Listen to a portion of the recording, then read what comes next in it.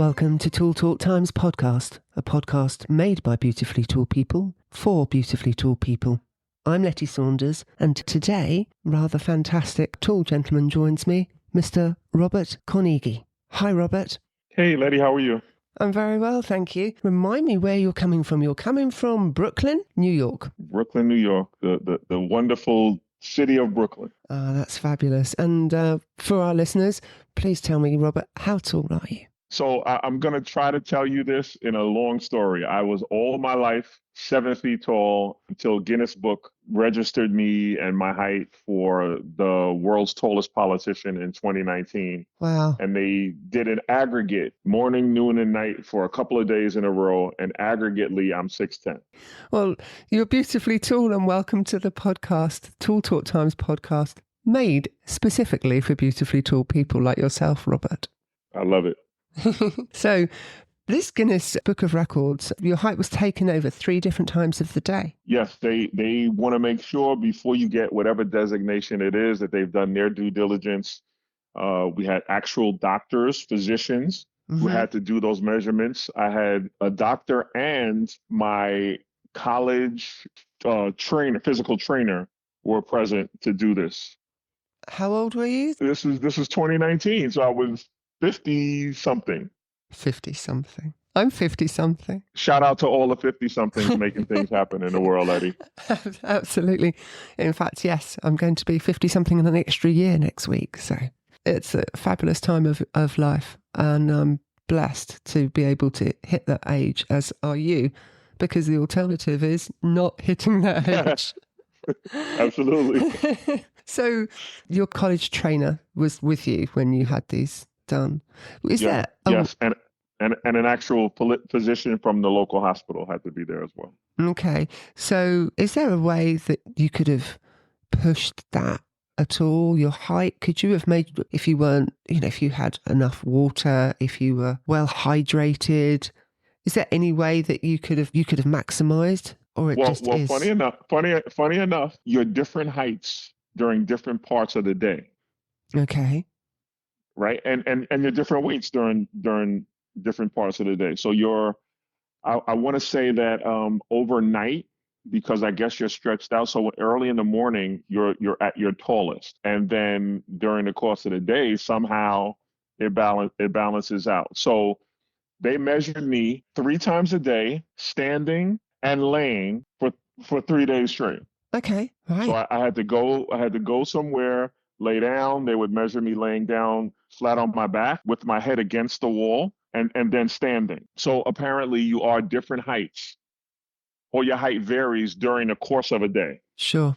So next time I'm trying to work out whether my youngest is taller than me or not, I need to be measuring first thing in the morning. Yes. You need to take every advantage that you can. I have that situation. We didn't talk about it yet, but I do have a starting 5 as children and 2 coming off the bench. So I have 7 children. Wow. Congratulations. And thank you. And all of them are above average tall. So except my oldest son, amazingly enough, is only 6'1". I have 6'1". My second son, Nicholas, is 7'1". My daughter, Nia, is 6'6". Oh, beautiful. My daughter, Nyla, is 6'4". I have twins, Noah and Nkosi, who are 6'5" and 16. And I, in my infinite wisdom, I started all over again, and I have a 3-year-old who actually is off the charts. She went to the pediatrician a couple of days ago, and they were like, she's not even on the charts in terms of height. So she's huge. Oh, bless her. But something that I'm sure you'll do with all of your beautifully tall children is to remind them how fabulous they are. Yeah, it's wonderful to watch them, especially the girls, right? Because they've navigated a world of volleyball and modeling and pageantry, and obviously suffer, right? And I remember them telling me early on, it's not the same for women or for girls as it is for men, right? There's a disparity there, yeah. Yeah, for men, height equals prominence and dominance and all those kinds of things. And for women, it's not necessarily the same. You guys come into your own at a particular point in life, but it's not like that forever. I mean, it doesn't start like that. So, Yeah. one of my daughters has articulated her life as being somewhat of an ugly duckling, not because of No. anything other than she was so different from everyone in her class. What's her name? That's Nia. Mia. I completely understand that. From another ugly duckling, I salute you. That's fabulous. Yeah. But I will say that Nia in particular has gone on to, she just graduated from graduate school at Columbia University, and she's doing incredibly well in life. My younger daughter is a freshman at the University of Virginia, and she plays volleyball there. Super. So they found a way to actually be beautiful in a kind of an unforgiving and unrelenting world. Like if you don't fit into a particular a mode or model for women in particular, it's very difficult. They found a way. I will tell you this though. They consider me in my house. I'm considered to be a heightist, or actually a height supremacist. Really? Yeah, because they it's a play on words over white supremacy, but because I tell them that they can date smaller guys and they can hang out with smaller guys, but when they think about getting married, they should consider the impact on the bloodline. And they're like that's what racists say, and I'm like I don't know about that, but I do. So they consider me a height supremacist because they're required to date 6'6" to 6'8". You're a tough daddy, Robert. That's a tough daddy. I know. But if they fall in love with someone that's not as tall as them, then they're in love. Well, so funny enough, that is absolutely true. But my answer to that always is, how could you fall in love with somebody who's not 6'8"? That doesn't even make any sense. And then I'm just a weirdo as it relates to that. My oldest daughter though, she did date a young man. He was 6'4", very smart young man, 4.0 GPA. He was the fourth fastest person in the country. He ran track. He ran a 400. And I was like, all right, if you guys get married, I guess I'll have to, he's a great kid. He's a great kid. I would have to, break my rules for that, for him. So smarts make up for height. Yes, absolutely. And athleticism. Yeah. Yeah. Being fit and taking some personal responsibility is always good. Absolutely. So for listeners that don't know you, Robert, you used to play basketball. You're a sportsman before the rest of your very interesting career. Yes. So I did. I played for St. John's University. And then I played 1 year with the Philadelphia 76ers. And then I went overseas and played in Israel, Turkey, France, Spain, and Colombia. Wow. So I allowed sports allowed me to see the world and make great friends and really have a great life. Yeah, that's fantastic. That's great. So sport gave you many opportunities as a tall basketball player to travel the world and meet other beautifully tall people then, Robert? I did. I really had a great time getting to know people. And I really was impressed, honestly, with people who were my height and around my height who didn't play sports and who didn't feel that that was absolutely necessary. The U.S. kind of puts you in a box in that way. So if you're a certain height or a certain weight, then you play football, you play basketball, you play. It really limits your choices. But traveling abroad, there were places that I met people, and I was almost shocked that they weren't pushed to play sports, and they had great lives. They were doctors and lawyers and things, and sport just wasn't as prominent. Yeah, so they could be themselves, and the height was just part of them. It's amazing. I'm right now doing a book series called Baby Goliaths. Really? Because what I found was that people who were oddities, whether it's extreme height, whether it's extreme weight, are kind of forced by society to fit into a particular role, and they almost understand if you don't do what that role dictates. So if you're a chubby kid, for example, the first thing people say when they look at you is, "Oh, you should play football." Or rugby in this and country. Yeah. right, or rugby where you are, right? Mm. And it's kind of unfair and unfortunate that a kid who has, as a kid, I wanted to be a firefighter, right? Yeah. I never like basketball wasn't on the horizon, but Uh-huh. I'll tell my basketball story. Please I do. was in the band. I was in the band, right? Because I love music, so I played the baritone saxophone, Oh, and I'm hello. on my way to band class. I'm passing the gym, and the coach says, hey, kid, where are you going?" And I said, "I'm going to band. I'm in the band. I love band." And he was like, "This is your last day at band." And he had me come join the basketball team. I mean, it turned out great, but there are so many people who have horror stories of being kind of forced into either playing a sport or not Sure. being able to do what they wanted to do. So the series is about a group of kids who have a superpower that's not what you perceive them to be. Like, so just because you look at them and it's a tall, lanky kid, he doesn't play basketball. He's a budding scientist. Yeah. Yeah. So yeah, but that was one of the biggest things for me, and I find that a lot of people who are above average tall, in talking to them, they kind of suffer from that same kind of syndrome where they were never really given a choice. It was like you're gonna play this sport because you could be good at it. Sure. Do you feel, Robert, that times have changed though? Slight, obviously, deviation from your story, but still relating to basketball. Many years ago, there were not any female basketball teams. They just didn't exist. Yeah.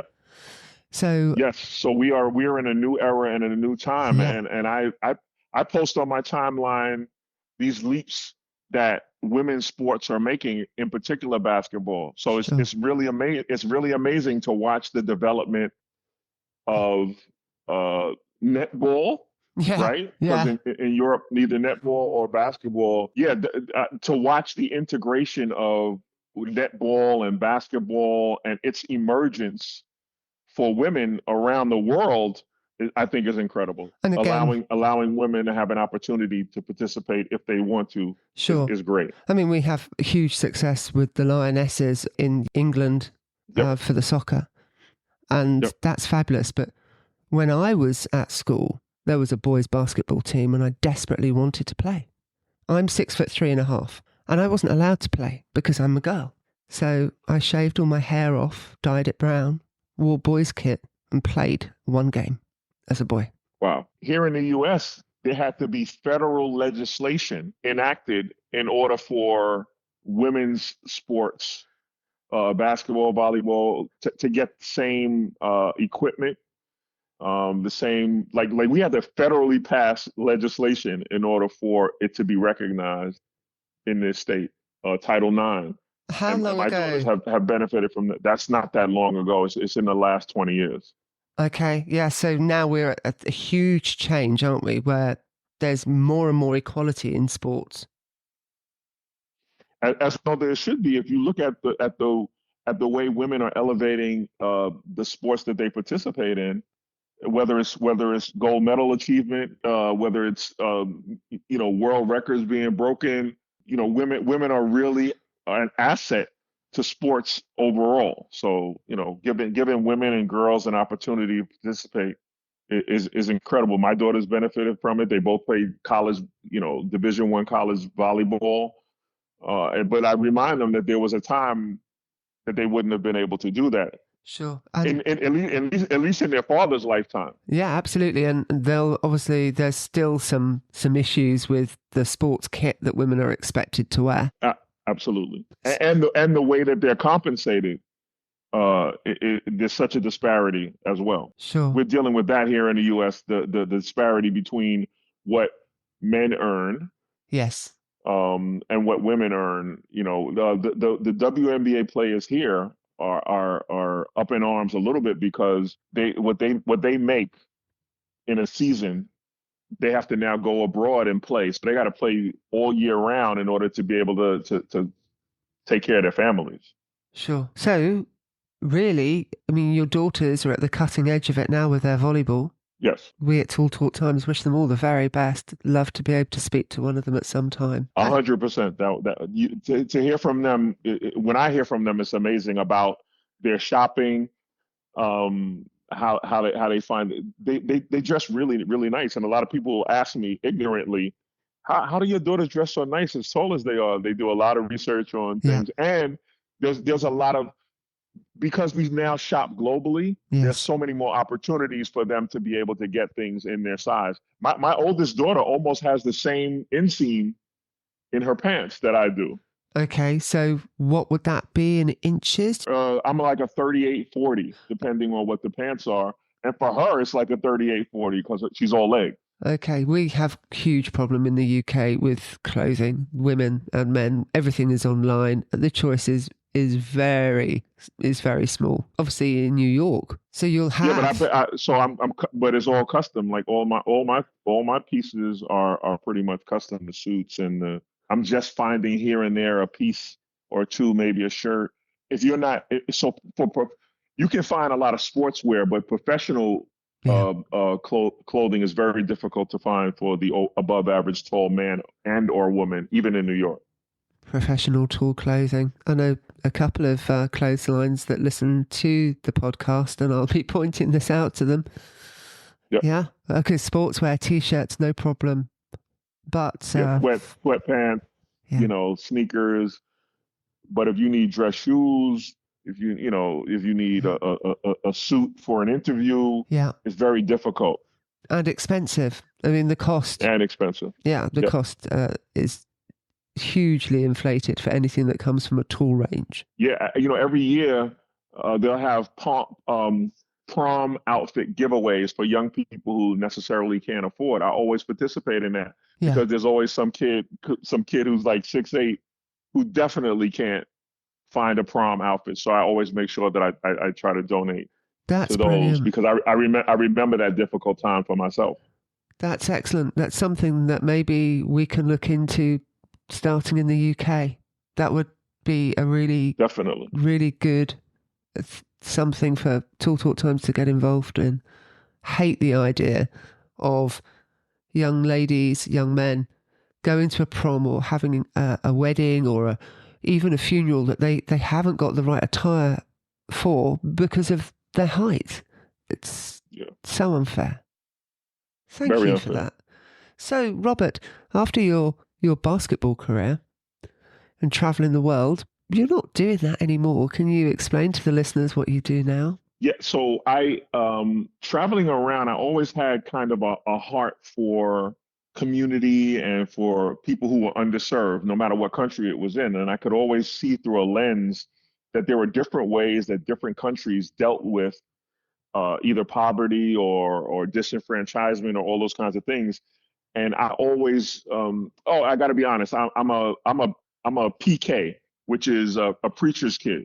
A So preacher's my kid. dad, Yeah. yes, my dad was a pastor of a large church here in Brooklyn, and so we were he was what's considered a servant leader, right? So he served God, but he led in the community. Okay. And so I had this spirit growing up in that environment of servant leadership. The clergy or the ecumenical community for me was a no go. Like there's no way anybody's letting me in their pulpit. But there were other ways I could serve, Yeah. and I decided to serve publicly, and ran for office, and got elected twice and served 2 terms in the New York City Council, which is a 51 member body that represents the city and the 5 boroughs. So I got to do that, and currently I was term limited out January 21, and since then I've been leveraging whatever acumen and relationships I have, doing consulting and lobbying, Okay. helping small businesses get up and running, and that kind of thing. Brilliant. Brilliant. Well, thank you for your service. I mean, Thank you for it's saying that. it's very important in my family. My 2 sons that I've raised 95% myself. They've done a lot of volunteering, and even here on Tall Talk Times, it's all volunteering. But for them, they were. My eldest was the first one at the Nightingale Hospital, Exeter, as a volunteer. They were home educated. So they had a day that they could give to the local hospital for meet and greet, then the Nightingale Hospital for COVID. Then they have joined the RAF Air Cadets. Now my eldest is a volunteer adult in that service. And it just goes on. And I think it's important. I mean, yeah, we used to have national service. Going off at a tangent here, listeners. It will come back to tall. But the leadership, obviously, of a tall man, people do physically look up to you and they do expect you to know what's going on. Do you find that at all? Yes. So it's funny because in elections, I was told, jokingly, but actually statistically is sound, that the tallest person always wins. Really? Right. So so people expect and have a reasonable expectation that height means equates to leadership. Yes.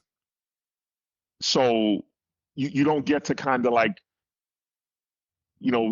fade into the background, right? So if you're an above average tall person, people do look to you for leadership. They look in primary school and in secondary school, people look for me for protection, right? So students who were having difficult times, whether I wanted it or not, expected for me to be in a role of protection. Yeah. So it starts really, really early. Protect and lead because you're tall. Yes. So there is a reasonable expectation, and which is also why on the other side that people don't necessarily feel sorry for tall people or don't have much empathy for tall people. Yeah. Because the connotation with being tall is being powerful. Sure. So maybe with your children growing up, they were expected to behave in a more mature way because they were tall for their years. Yeah. So I'll tell a funny story. My mother, when we would travel, and we'd take the train or the bus or anything like that. When I was younger, there was a certain age that your travel was free. Yeah. So if you're 9 years old, your travel was free. My mother used to have to travel with my birth certificate. Uh-huh. So that she could, demonstrate, because people would say, no, there's no way that kid is 9 years old. Yeah. He has to pay his fare. And my mother would have to pull out her birth certificate to demonstrate that I was that age. Or with my daughter, I remember her being somewhere and crying. She was a 3-year-old. She's crying. Oh yeah. And people looking at her like, why is this big girl crying uncontrollably like that? And I'm like, she's 3 years old. People, take it easy. So that's the flip side of it, is people have an expectation that with your height comes a higher degree of maturity, or absolutely. Yeah. And then the saddest part of it is, and I don't know if you could speak to this, but with my daughters, there's the over sexualization. Yes. Of them at an early age, because they look more mature and they develop earlier, and they're taller. So I was able to have those conversations, thankfully, with them to help them through that period. Oh, well done. That's an awful period. That's an awful thing to have to go through, where you're 12 years old, and there's 18 and 20-year-olds hitting on you. Sure. Because as you said earlier, you can't be a wallflower. You stand out. And if you're, I've been there, 12-year-old girl trying desperately to hide. And there was no way at 6 foot, 12 years, I could do that. Yep. Absolutely. So, these conversations need to be had with our tall offspring. They need to know that they're safe. A fact. And one of the best ways, I can remember my eldest, who when he was 14 was being eyed up, and I would say, he's 14. And the embarrassment and the red face. Obviously they're older, 18 and 20, they can handle themselves easily. But when they're younger and they're under so much attention, these beautiful tall people. Absolutely. One of the things I'm very proud that happened was my twins are super duper smart, right? And because I sent them to this very prestigious school, they weren't forced to do sports. They do it if they want to, but they both have now 4.3 GPAs, and one is going to wind up going to MIT, and the other one's going to go to some great school. I didn't have that luxury, right? They have a luxury of me saying, hey, you don't want to play anymore? You don't have to play anymore. Your grades are outstanding. You'll get an academic scholarship. We don't have to rely on an athletic scholarship. So because of my experience, I was allowed to impart in them that they could be whatever they wanted to be. And both of them want to be, one wants to be a structural engineer and the other one wants to be a mechanical engineer. These kids used to dress up as engineers for Halloween. So they'd have the reflective vests, the hard hat, and a fake set of plans rolled up. And people Cool. would say, what kind of costume is that? Because from very early on, they recognized that they wanted to build things. Oh, that's lovely. And I didn't let them get pushed into and forced into this solely athletic posture. Now they're both 6'5", 215. If you saw them, you would think for sure, and they do. They play lacrosse. Actually, one plays lacrosse, one plays football. But they do it when they want to. If they don't feel like it, they don't do it. So because of my experience, I'm able to not do that to them and pigeonhole and or stereotype them because of their size. Yeah, that is that's brilliant. That's great. So you're empowering them to be whoever they want to be and not be restricted or expected to do something because of their height. Absolutely. Absolutely. I remember that pressure and those very difficult times. And, I felt like even as a kid, I was fairly intelligent, but there was no place for that because of the community that I came from, which really promoted sports and the cultures that I came from, which really was sports oriented and driven. Yeah. I made sure to put them in other positions where they can make a decision that best suited their needs and their loves and their passions. Sure.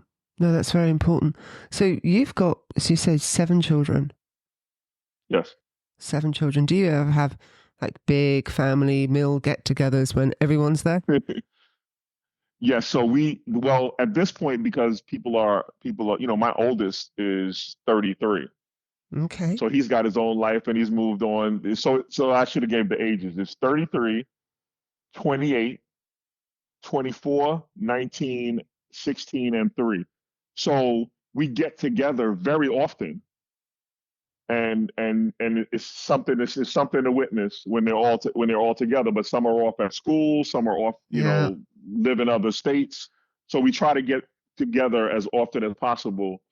I'm definitely on the phone with all of them. So one of the beauties of COVID was we started interacting through FaceTime Yeah.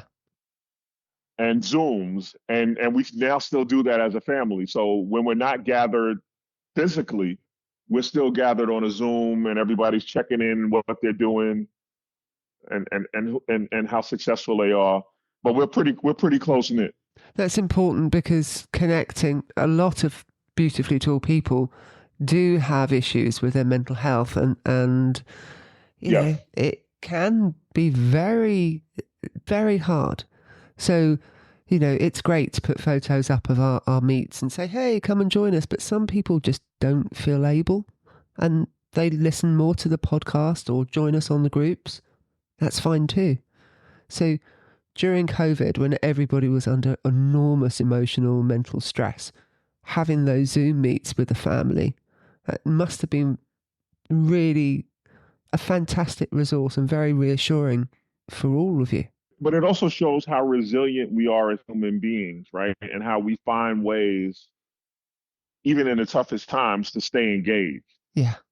Right. That was critical for us because, like you said, during those times there was so much anxiety, so much mental health, so much stress going on, and then I think it's doubled actually if you're above average tall. Yeah. And I just want to give one good example. So here in the U.S. and in New York in particular, we have something called Denim Day. Denim Day. Denim Day is when legislators and prominent folks get together and wear denim to demonstrate a commitment to people who have been victims of a rape to some degree, and only because there's people when rape used to take place, people would say that the person had gotten themselves into that situation because of the way they were dressed. Yeah. And we know that that's not true.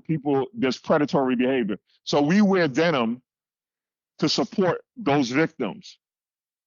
So at one denim day, I have on denim, and a colleague who is evolved and intelligent turns to me and goes, "Oh my God, I can't believe that they make denim in your size." Oh, great. And the reason that was strange to me was because there's no other class of people that you would say that to. So if somebody was overweight, yeah, it would be inappropriate to say to them, "How much do you weigh?" How much do you weigh? Or, "I can't believe they make jeans in your size." Absolutely. Yeah. But it was okay to say that to me. And I asked the person, "Why do you feel that that's okay to say that to me?" And they said, "Because being tall is associated with everybody wants to be tall. Like not many people want to be overweight, but everyone wants to be tall. Everyone wants to be taller than they are." There are some downsides. And I said to her, "You know how much these jeans cost? If you knew how much these jeans cost, you wouldn't be saying that." But the point is, people have such a or if I'm walking in the street, people will say things that vacillate from, "Oh my God, you're the biggest person I've ever seen. What size bed do you sleep in?" Yeah. Now that's a common thing. And I say to myself, if you saw someone who's overweight, would you say, "Oh my God, you are the fattest person I've ever seen. What size bed can support you?" Yeah. No, you would never say that. It's but people actually feel like people actually feel like they're being kind and complimentary. Yeah, absolutely. It's not acceptable when they say that. So it's crazy to me that so those are the kind of things that I worry about, how my kids internalize those kind of interactions, because I'm sure they get that as well. Sure, which is why it's so very touching to know that you all connect on your family Zooms. Doesn't matter what height you are. So there is that opportunity to say, this guy came up to me today and he's like, right. How tall are you? What size shoes have you got? Oh, please, just don't. I have quite a powerful left eyebrow. Robert, you can't see it. I just raise the left eyebrow and stare now. But yeah. You know what else concerns me about women, and even you, Letty, who that we live in a weird, bizarre society, and people.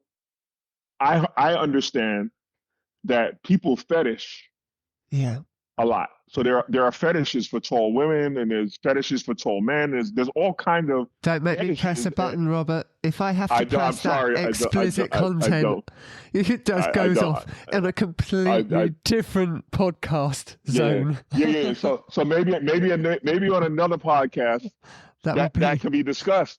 Yeah. But the reality is, you could be interacting with someone who you think is attracted to you, or you're maybe attracted to, and in their mind, it's a whole different fetish situation. So that concerns me about my daughter. Yeah, I'm sure you have an example. Oh, but it's a clean example. Very innocent. Okay. I was, so I don't have to press that button on the podcast. So that sends it to the explicit, or as one of our members calls it, Tall Talk Times After Dark.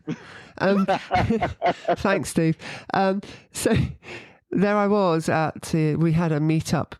Everyone can see the video from the Old Bank of England on our Facebook group. It's also linked over to our Instagram, Tall Talk Times Instagram group. So there I was at the Old Bank of England, and I kind of talked myself into wearing heels at our monthly meets why not, but it absolutely. If you can't wear heels there, Letty, where can you wear heels? Never. And I was quite nervous. But anyway, I did it. But by the end of the evening, before I got in the cab and disappeared off to the train station and back to the countryside, I thought, I'll put my flats on to travel in. And all of a sudden, the very beautiful Serene, she came over and she was, no, give her some space, give her some room. And she blocked this chap And I was, I'm just changing my shoes. And she looked at me and she's like, uh-huh. And his reaction is inappropriate. Mm. And it was completely over my head. I completely missed it because I was just changing my heels to my flats. That was all I was doing. Yeah. It was an innocent thing. We get some messages and all sorts as tall women, as I'm sure tall men do. You get hunted down by short women just because of your height. So, yeah, it is a crazy place. But, you know, Tall Talk Times, we're all in this beautifully tall tribe together, and it's an absolute pleasure to have you on, Robert. But that's what made me so excited. Like finding my tribe, where things like what we're talking about actually make sense, and it is not weird and bizarre to have these conversations. Actually, in this short period of time, made me feel a little bit better, almost like therapy, to sit and be able to kind of talk about this and what the daily life is. I'll give you another quick story. Like I told you I just came back from Israel. Yeah. And in Israel, I visited. I used to live in Israel, so I went to visit, and I visited the place that's described as the tomb to where Jesus was buried. For any Christians listening, it's a great experience to go see that. And so I go with some friends to the tomb, and there's a group. Like it's very solemn when you go there. People, they don't even allow you to necessarily take pictures of the tomb, but they allow you. This is in Jerusalem. It's very, very serious. I go into as far as I could possibly go into the tomb, which I can't go very far because it wasn't built for 7-footers. Okay. I come out and there's a group waiting of about 15 people. And they very nicely ask, can we take a picture with you? So I take a picture with them because I want to oblige. And my group of friends says, I can't believe this. These people traveled they were from the Philippines, by the way. Okay, yeah, so particularly short. To see the tomb, yes, to see the tomb of Jesus Christ, and they wind up taking a picture with you. Because they always say to me, every time we go somewhere with you, we got to take we got to plan differently in terms of time because we know you're going to have to stop and take pictures. Sure. Yeah. So if you're not sure of yourself, and if you're not, at a particular place in your life, that can be incredibly intrusive and whatever. They were very nice. They didn't say anything wrong. They took the picture and left. They never asked who I was, which is funny enough, though. It wasn't like they recognized me from somewhere. It was just they wanted to take this picture. Yeah. And so my friends tease me about the day in a life of whatever. So in some particular countries, they've never seen. I was in Japan, and my family teased me because they treated me like Godzilla. Yeah, it's, oh, look, there's a really tall person, freak show, let's get the photos out. There is a person inside that tall shell people. Yeah. Right. Exactly. But most people are kind, and they realize it's an anomaly, and they do it respectfully. That is 95% of people. That's 5% of people can be jerks. But 95% of people are really curious and would like to know, especially if you're dressed in a particular way. It's kind of confusing to them, right? If I'm in a sweatsuit, then it's easy to kind of make this narrative of who I must be. Okay, but if I'm in a suit, or if I'm in, so they're confused. And then my hair doesn't help, Letty. By the way, I have about 6 feet worth of hair. Aren't you lucky? It's in locks, and it's twisted and tied, and it's in a conservative style. But if I ever wear it out, which I never do, but that's another thing that kind of people joke. They call me H&H because I'm known for height and hair. Height and hair, H&H. I love that. Yeah, that's cool. Going back to what you were just discussing about those tall people that aren't particularly confident. On season 2, episode 1 of our podcast, I had an interview with Blanca Volner, and she has created a hypno coach free download. The link's all on the podcast, Season 2, Episode 1, to help create a positive mindset with some top tips on how to embrace our height with positive self-talk. I'm going to go back and listen to that. That's beautiful. Yeah, and let my kids listen. Yeah, please do, because Blanca has gifted this. She has the most amazing voice, fabulous accent, but she talks as though, what would your best friend say to you? As before you leave the house, if you're nervous, what would your best friend say? Be your own best friend. And yeah, please do, because especially for young ladies, and I say especially for young ladies, but young men as well, for anyone who isn't in the norm on height, we could all do with a little bit of reassurance and love there. Absolutely. So I'm in this very old property, so 13th century in the middle of Somerset, recording Tall Times podcast all the way to Brooklyn, New York, connecting tall people all around the world. This is brilliant. Thank you, Robert.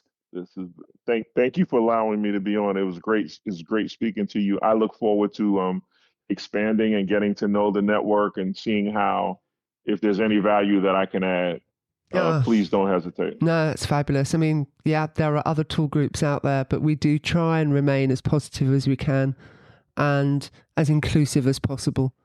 And people are picking up on that vibe, and yeah, I could just tell from your post and your photo. But what I would love, if you could possibly do, is a family photo with you, H&H, to pop up on the 100%. podcast. Yeah. So my pleasure. Robert Carnegie, thank you for joining us for Tall Talk Times podcast, a podcast made by beautifully tall people for beautifully tall people.